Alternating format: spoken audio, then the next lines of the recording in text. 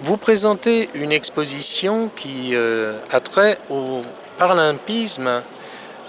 depuis sa création et jusqu'à son évolution la plus récente. Comment peut-on apprécier la création de ce mouvement sportif particulier et son évolution? Je veux bien commencer. Il y a deux grands axes de transformation dans l'évolution.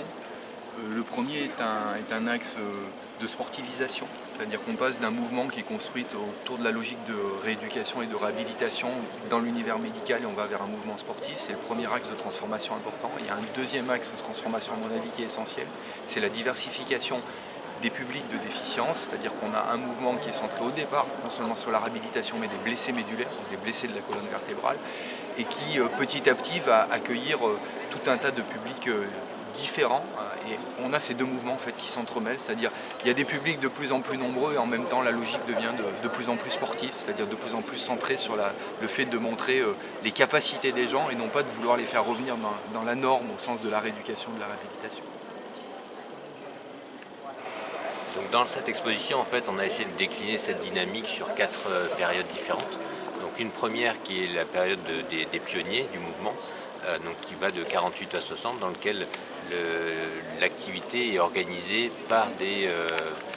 mutilés de guerre, donc qui ont souvent des blessures médulaires et sont en fauteuil roulant, et qui s'engagent dans des activités à la fois dans l'hôpital où ils sont en soins, et progressivement, justement, dans la deuxième période, ils vont commencer à revendiquer la dynamique dans un espace social. Et donc, en 1960, ils vont rejoindre Rome pour organiser les activités sur le même lieu que les Jeux Olympiques cette année-là. Donc, il y a une volonté à partir de 1960 de se rapprocher des institutions sportives, du mouvement sportif et de cette logique compétitive, et qui va finalement fédérer progressivement différents personnes, groupes de personnes qui ne sont pas simplement les anciens militaires blessés de guerre, mais aussi des groupes qui ont différents types de handicaps et qui sont réunis de manière plus ou moins communautaire et qui rejoignent progressivement ce mouvement.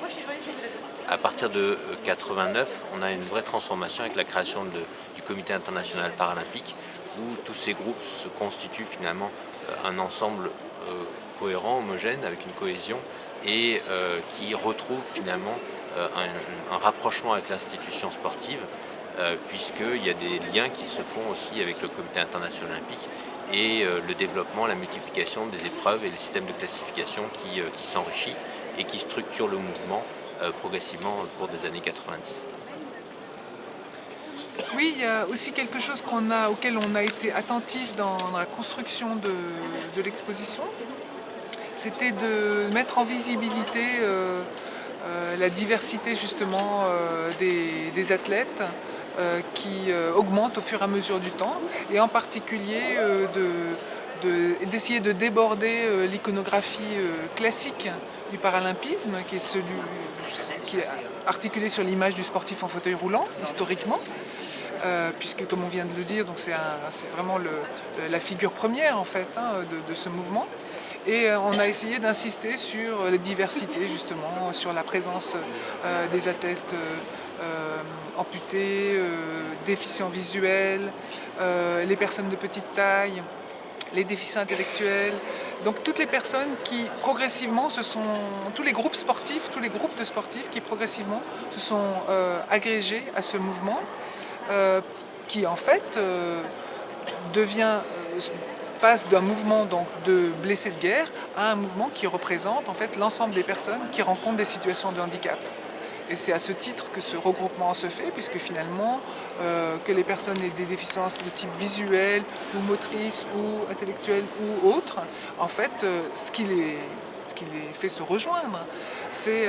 le fait de rencontrer dans la vie quotidienne et dans l'accès à la pratique sportive, entre autres, des situations de handicap, parce que les environnements ne leur étaient pas directement accessibles.